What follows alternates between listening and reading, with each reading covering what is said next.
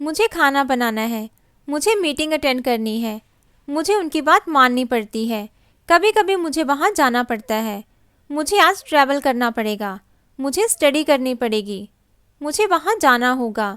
Guys, कुछ ऐसे ही sentences हम भी अपनी डेली कॉन्वर्सेशन में बहुत यूज़ करते हैं। ऐसे सेंटेंसेस को बनाने के लिए इंग्लिश में हम यूज़ करते हैं मॉडल वर्ब हैव टू का। Has to, will have to और हैड टू का। ये एक ही वर्ब है जिसको हम डिफरेंट सिचुएशंस में यूज़ करते हैं। सो आज के वीडियो में हम हैव मॉडल वर्ब का यूज़ सीखेंगे पास्ट, प्रेजेंट और फ्यूचर के लिए। आई होप गाइस कि वीडियो आपके लिए यूज़फुल रहेगी। सो चलिए शुरू करते हैं।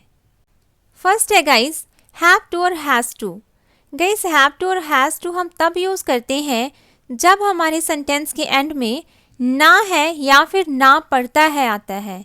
जैसे मुझे करना है, मुझे खाना बनाना है, जाना है, आना है, खाना है, पीना है, वहाँ पे भी हम यूज़ करते हैं हैव टू या हैज़ टू का। या फिर ना पड़ता है, करना पड़ता है, जाना पड़ता है, खाना पड़ता है, बनाना पड़ता है, तो वहाँ पे भी हम यूज़ करेंगे हैव टू और हैज़ टू का। सो गाइस, अब क्वेश्चन अराइज होता है कि कहाँ पे हैव टू यूज़ होगा और कहाँ पे हैज़ टू यूज़ होगा।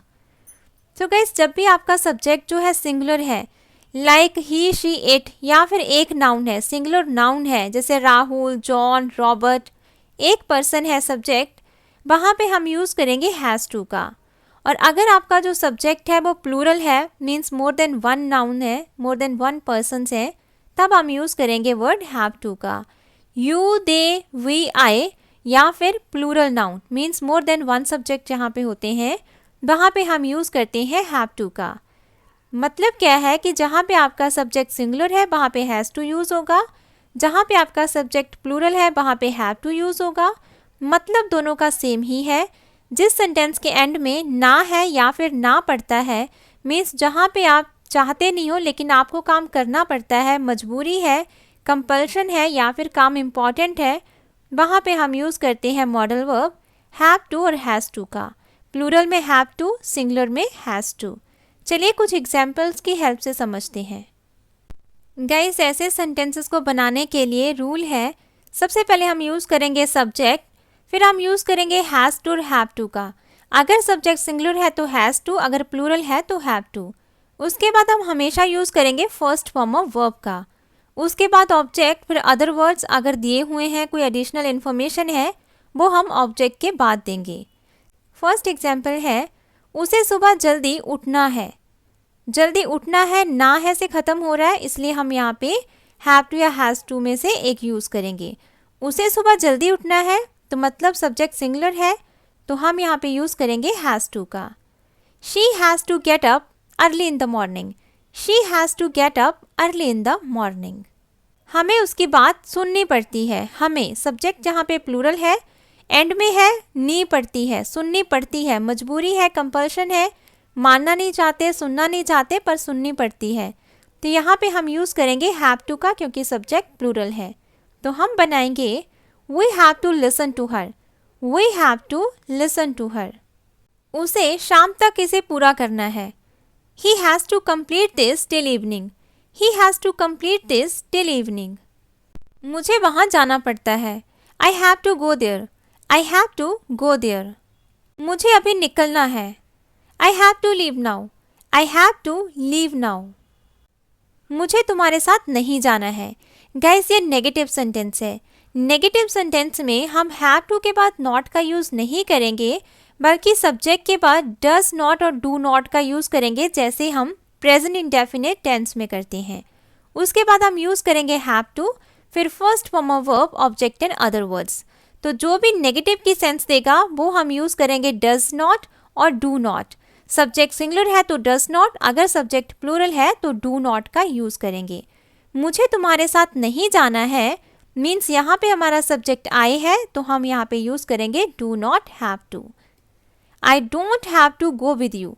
आई don't have to go with you. आपको अखबार पढ़ने की ज़रूरत नहीं है। सो गाइस, जहाँ पे भी ऐसे सेंटेंसेस आते हैं कि आपको ऐसा करने की ज़रूरत नहीं है, मतलब आपको ऐसा नहीं करना है, वहाँ पे भी हम हैव टू का यूज़ ही करेंगे, बट नेगेटिव सेंस में। आपको अखबार पढ़ने की ज़रूरत नहीं है means you don't have to read the newspaper. You don't have to read the newspaper. यहाँ पे नीड लगाने की ज़रूरत नहीं है, डोंट हैव टू में ही ज़रूरत नहीं है कि सेंस आ रही है। You don't have to read the newspaper. उसे अब सीखने की ज़रूरत नहीं है। She doesn't have to learn now. She doesn't have to learn now. उसे कहाँ जाना है? गाइस, ये इंट्रोगेटिव सेंटेंस है। इंट्रोगेटिव सेंटेंस हम वैसे बनाएंगे जैसा हम प्रेजेंट इंडेफिनिट में बनाते हैं, डू और डज का यूज़ करके। मीन सबसे पहले हम यूज़ करेंगे WH फैमिली वर्ड, फिर हम यूज़ करेंगे डू और डज अकॉर्डिंग टू सब्जेक्ट, फिर हम यूज़ करेंगे सब्जेक्ट, फिर हैव टू, फिर first form of verb, object and other words. जैसे उसे कहाँ जाना है तो हम बोलेंगे where does she have to go. Where does she have to go. क्या आपको सोना है? Do you have to sleep. Do you have to sleep. Next है गाइस हैड टू। हैड जो है वो हैव की ही पास्ट फॉर्म है, इसीलिए पास्ट में हम हैव टू की जगह पे हैड टू का यूज़ करते हैं। जिस भी सेंटेंस के एंड में ना था, ना पढ़ता था या फिर ना पढ़ा, फॉर एग्जाम्पल मुझे खाना बनाना था, मुझे खाना बनाना पड़ता था, मुझे खाना बनाना पड़ा। मुझे वहाँ जाना था, मुझे वहाँ जाना पड़ता था, मुझे वहाँ जाना पड़ा। तो जो ऐसे सेंटेंसेस होते हैं उसमें हम हैड टू का यूज़ करते हैं। गाइस, इसमें आपका सब्जेक्ट चाहे सिंगुलर है चाहे प्लूरल है, हम हैड टू का ही यूज़ करेंगे, चेंज नहीं करेंगे। ऐसे सेंटेंसेस को बनाने का जो रूल है उसमें हम सबसे पहले यूज़ करेंगे सब्जेक्ट, फिर हम यूज़ करेंगे हैड टू, फिर हम यूज़ करेंगे first form of verb, object and other words means extra part. चलिए कुछ सेंटेंसेस की हेल्प से समझते हैं। फर्स्ट एग्जाम्पल है मुझे उसका प्रस्ताव स्वीकार करना पड़ा। I had to accept his offer. I had to accept his offer. मुझे उसे समझाना था। I had to make him understand. I had to make him understand. मुझे पढ़ाई करनी थी। I had to study. I had to study. मुझे अपनी असाइनमेंट समय पर पूरी करनी थी। I had to complete my assignments on time. I had to complete my assignments on time. Next है मुझे वहाँ नहीं जाना था। गाइस, ये नेगेटिव सेंटेंस है तो यहाँ पे हम डिडंट का यूज़ करेंगे, डिड नॉट का यूज़ करेंगे। Subject plus did not, have to, first form of verb, object and other words. मुझे वहाँ नहीं जाना था। I didn't have to go there. I didn't have to go there. मुझे उसकी बात नहीं सुननी पड़ी। I didn't have to listen to him. I didn't have to listen to him. मुझे ये किताब नहीं पढ़नी पड़ी। I didn't have to read this book. I didn't have to read this book. आपको क्या पूछना था? गाइस, ये इंट्रोगेटिव सेंटेंस है, यहाँ पे हम पास्ट इंडेफिनिट के अकॉर्डिंग बनाएंगे। WH फैमिली वर्ड, फिर हम यूज़ करेंगे डिड, उसके बाद सब्जेक्ट, फिर हम यूज़ करेंगे हैव टू मॉडल वर्ब का। मीन्स जैसे हम पास्ट इंडेफिनिट में डिड का यूज़ करते हैं वैसे ही इसमें भी करेंगे, लेकिन हम यहाँ पे सब्जेक्ट के बाद यूज़ करेंगे have to, first form of verb, object and other words. आपको क्या पूछना था? What did you have to ask. What did you have to ask. आपको वहाँ क्यों जाना पड़ा? Why did you have to go there. Why did you have to go there. आपको मुझसे बात क्यों करनी थी? Why did you have to talk to me. Why did you have to talk to me. Next है guys जहाँ पे हम यूज़ करते हैं विल हैव टू का। जो भी आपका सेंटेंस ना होगा या फिर ना पड़ेगा से ख़त्म हो, वहाँ पे हम विल हैव टू का यूज़ करते हैं। जैसे जाना होगा, जाना पड़ेगा, करना होगा, करना पड़ेगा, तो ऐसे सेंटेंसेस में हम यूज़ करेंगे विल हैव टू का। इसमें चाहे आपका सब्जेक्ट सिंगुलर है चाहे प्लूरल है, दोनों में ही विल हैव टू का यूज़ होगा। रूल है सबसे पहले हम यूज़ करेंगे सब्जेक्ट, फिर विल हैव टू, फिर हम यूज़ करेंगे first form of verb, object and other words. चलिए एग्जाम्पल से समझते हैं। फर्स्ट एग्जाम्पल है उसे समझना होगा। इंग्लिश में कहेंगे he will have to understand. He will have to understand. आपको कड़ी मेहनत करनी पड़ेगी। You will have to do hard work. You will have to do hard work. उन्हें आज खेलना होगा। They will have to play today. They will have to play today. हमें वहाँ जाना होगा। We will have to go there. We will have to go there. मुझे उससे बात करनी पड़ेगी। आई will have to talk to him. I will have to talk to him. उसे नौकरी नहीं छोड़नी पड़ेगी। गाइस ये नेगेटिव सेंटेंस है, इसमें डायरेक्ट हम will के बाद not का यूज़ करेंगे, बाकी का रूल सेम है। Subject plus will not have to first form a verb object and other words.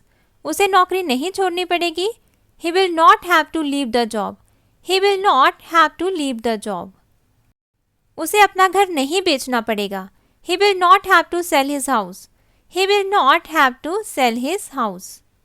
आपको ज़्यादा मेहनत नहीं करनी पड़ेगी। You will not have to do hard work. You will not have to do hard work. मुझे कब जाना होगा? गाइस ये इंट्रोगेटिव सेंटेंस है, इसमें हम सबसे पहले यूज़ करेंगे WHO फैमिली वर्ड, फिर उसके बाद will, फिर सब्जेक्ट, फिर have to, first form of verb, object and other words. जैसे हम इंट्रोगेटिव सेंटेंसेस बनाते हैं वैसे ही बनाएंगे। सब्जेक्ट के बाद यहाँ पे हम हैव टू का यूज़ करते हैं, क्योंकि यहाँ पे हम मॉडल वर्ब हैव टू के यूजेस की बात कर रहे हैं। मुझे कब जाना होगा? When will I have to go? When will I have to go? इसके लिए मुझे क्या करना होगा? What will I have to do for it? What will I have to do for it? उसे दिल्ली क्यों जाना होगा? Why will he have to go to Delhi? Why will he have to go to Delhi? Guys कई बार हमें अपनी speaking में कुछ ऐसे सेंटेंसेस बोलने होते हैं कि मुझे ऐसा करना पड़ रहा है। मीन्स आप बिलिंग नहीं हो कोई काम करने के, मजबूरन आपको कोई काम करना पड़ रहा है, आप कहीं जाना नहीं चाहते हो लेकिन आपको जाना पड़ रहा है, तो ऐसे सेंटेंसेस में हम यूज़ करते हैं हैविंग टू मॉडल वर्ब का। मीन्स जहाँ भी सेंटेंस के एंड में ना पड़ रहा है आ जाए, आप कोई काम करना नहीं चाहते, ना चाहते हुए भी आप किसी काम को कर रहे हो, तो हम एक्सप्लेन करते हैं कि मुझे ऐसा करना पड़ रहा है। तो इंग्लिश में हम उसके लिए यूज़ करेंगे मॉडल वर्ब हैविंग टू का। ऐसे सेंटेंसेस को बनाने के लिए रूल है, सबसे पहले हम यूज़ करेंगे सब्जेक्ट, उसके बाद हेल्पिंग वर्ब इज एमआर, फिर हैविंग टू, उसके बाद फर्स्ट फॉर्म ऑफ वर्ब, फिर ऑब्जेक्ट, फिर extra part. Extra part means other information, other words. तो चलिए गाइस कुछ सेंटेंसेस की हेल्प से समझते हैं। फर्स्ट एग्जाम्पल है, हमें उसकी बात सुननी पड़ रही है। मीन्स हमें उसका कहना मानना पड़ रहा है। तो इंग्लिश में हम कहेंगे we are having to listen to her. We are having to listen to her. मुझे ये करना पड़ रहा है। I am having to do this. I am having to do this. मुझे उसकी मदद करनी पड़ रही है। I am having to help him. I am having to help him. मुझे दवा खानी पड़ रही है। I am having to take medicine. I am having to take medicine. उसे नौकरी करनी पड़ रही है। He is having to do job. He is having to do job. उसे सोचना पड़ रहा है। He is having to think. He is having to think. आपको वहाँ क्यों जाना पड़ रहा है? गाइस यहाँ पे हम क्वेश्चन पूछ रहे हैं, तो हम लगाएंगे रूल WHO फैमिली वर्ड, उसके बाद helping verb according to subject, फिर सब्जेक्ट लगाएंगे having to, object and extra part. आपको वहाँ क्यों जाना पड़ रहा है? Why are you having to go there? Why are you having to go there? उसे फ्रेंच क्यों सीखनी पड़ रही है? Why is he having to learn French? Why is he having to learn French? आपको उसकी बात क्यों सुननी पड़ रही है? Why are you having to listen to him? Why are you having to listen to him? उसे क्या करना पड़ रहा है और क्यों? What is he having to do and why? What is he having to do and why? मुझे सुबह जल्दी उठना पड़ रहा था। I was having to get up early in the morning. I was having to get up early in the morning. Guys यहाँ पे हम पास्ट की बात कर रहे हैं कि मुझे सुबह जल्दी उठना पड़ रहा था, बट अब नहीं पड़ रहा। तो यहाँ पे हम इस एमआर का यूज़ नहीं करेंगे, यहाँ पे हम was वर का यूज़ करेंगे। Subject plus was were, having to, object and extra part. मुझे सुबह जल्दी उठना पड़ रहा था। I was having to get up early in the morning. उसे सबके लिए खाना बनाना पड़ रहा था। He was having to cook the food for all. He was having to cook the food for all. हमें अखबार पढ़ना पड़ रहा था। We were having to read newspaper. We were having to read newspaper. उन्हें पढ़ाना पड़ रहा था। They were having to teach. They were having to teach. अच्छी नौकरी पाने के लिए मुझे अंग्रेज़ी सीखनी पड़ रही थी। I was having to learn English in order to get a good job. I was having to learn English in order to get a good job. आपको ऐसा क्यों करना पड़ रहा था? गाइस यहाँ पे हमने क्वेश्चन पूछा है कि पास्ट में आपको कोई काम क्यों करना पड़ रहा था, तो यहाँ पे हम यूज़ करेंगे WHO फैमिली वर्ड was पर subject having to object and extra part. आपको ऐसा क्यों करना पड़ रहा था? Why were you having to do that? Why were you having to do that? उसे यहाँ क्यों रहना पड़ रहा था? Why was he having to live here? Why was he having to live here? आपको ये काम कब से करना पड़ रहा था? Since when were you having to do this work? Since when were you having to do this work? उसे जल्दी ऑफिस जाना पड़ रहा था. गाइस ये सेंटेंस आपके लिए है. रूल आपको समझ में आ गया है कि कैसे हमें यूज़ करना है सेंटेंसेस में हैविंग टू का. अब इस सेंटेंस को आप ट्रांसलेट करके कमेंट सेक्शन में मुझे लिखकर बताओगे कि इसकी ट्रांसलेशन क्या होगी, इसकी इंग्लिश क्या होगी. सो गाइस आई होप कि आपको समझ में आ गया होगा. ये बहुत ही यूज़फुल स्ट्रक्चर है जो हम अपनी कॉन्वर्सेशन में बहुत ज़्यादा यूज़ करते हैं. सो गाइस अगर आपको ये वीडियो पसंद आई हो please like and subscribe my channel for more content. आज की वीडियो में इतना ही. नेक्स्ट मिलते हैं न्यू कंटेंट के साथ न्यू वीडियो में. Till the time all the best, good luck, bye bye.